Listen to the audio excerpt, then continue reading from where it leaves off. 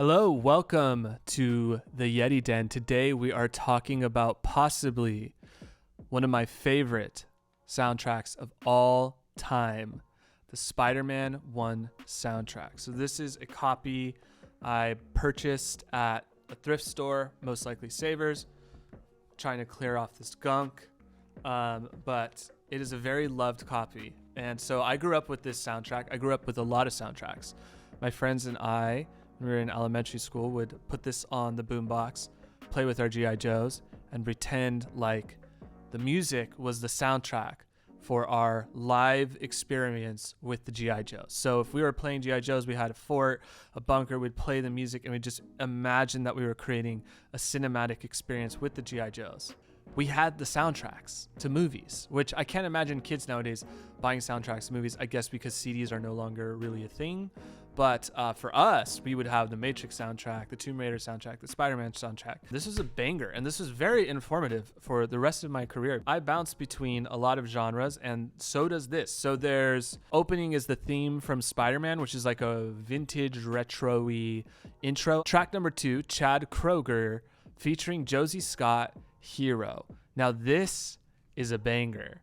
And I think that this is one of the greatest songs ever written. I think people don't know if I'm serious or not when I say that, but I'm serious in the way that certain things just bring you back to a time. Sum 41, What We're All About, the original version. This version is not on Spotify. So that is one reason you should buy CDs. The main one being that they sound incredible. The second one being that there's credits and lyrics, and you could learn a lot about the music industry. The physical element of it gives you a lot of information. There's a band called Black Lab Learn to Crawl, Blue, Somebody Else, Alien Ant Farm, Bug Bites, Default Blind, Corey Taylor Bother, another banger. It's kind of got like a Pearl Jammy, Black, a Puddle of Mud kind of feel. It's definitely post-grunge for sure. Green Wheel Shelter, The Strokes When It Started, The Hives, Hate to Say I Told You So, Theory of a Dead Man, Invisible Man, Pete Yorn Undercover, Macy Gray, My Nutmeg Fantasy Morello Mix, Injected 145, Jerry Cantrell, She Was My Girl, Danny Elfman, Who I Love, main titles, Danny Elfman, Farewell, and Aerosmith theme from Spider-Man. So this is a very good rock record. It's produced by Will Botwin, Jonas Nashin, Lyre Cohen, Julie Greenwald, Spring Aspers, Glenn Brunman, Denise Luiso, Leah Volak. I highly recommend listening to this soundtrack because I think it captures the time. That's what's cool about soundtracks, is they take you back to a time when movies sold so many tickets and consumers would purchase a companion CD.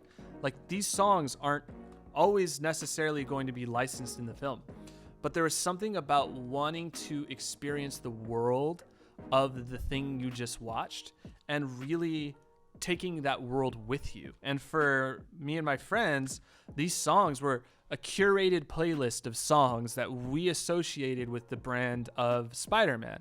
And that meant something to us. And this is how I first got into the Strokes. So I believe hearing this for so many times as a kid in elementary school, something about the Strokes hit. And I remember being at the barber shop and reading in a magazine about Drew Barrymore, who my sisters loved in Ever After, The Wedding Singer, that she was dating the drummer, Fabrizio Moretti. For me, I was like, that's so cool because I know who Drew Barrymore is, but this drummer, how is he dating Drew Barrymore?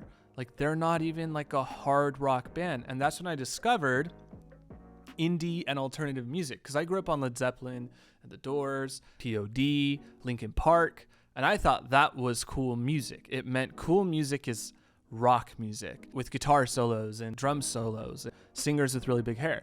And all of a sudden, there was this band called The Strokes that were wearing t-shirts and jeans and button-up shirts. Because of this album, I dove into The Strokes and I got their album at the library.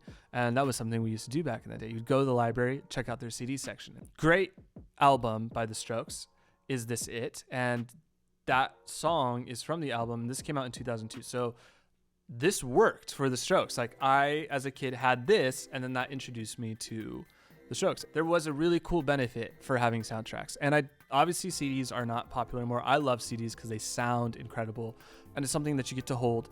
I try to collect movie soundtracks now. I have the Matrix. There's a Tom Petty one that's a companion to a Jennifer Aniston movie, I believe.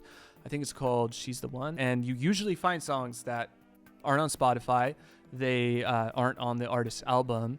Yeah, it's a cool, curated, unique collection of songs that might have been written specifically for this project in mind.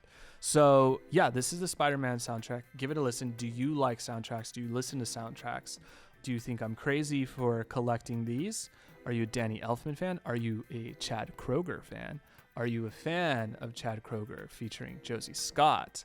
If so, leave a comment and let me know what your favorite song on the Spider-Man soundtrack is. And was this movie underrated, overrated? Thank you for watching. I will talk to you guys later. Don't forget to hit like and subscribe. Peace.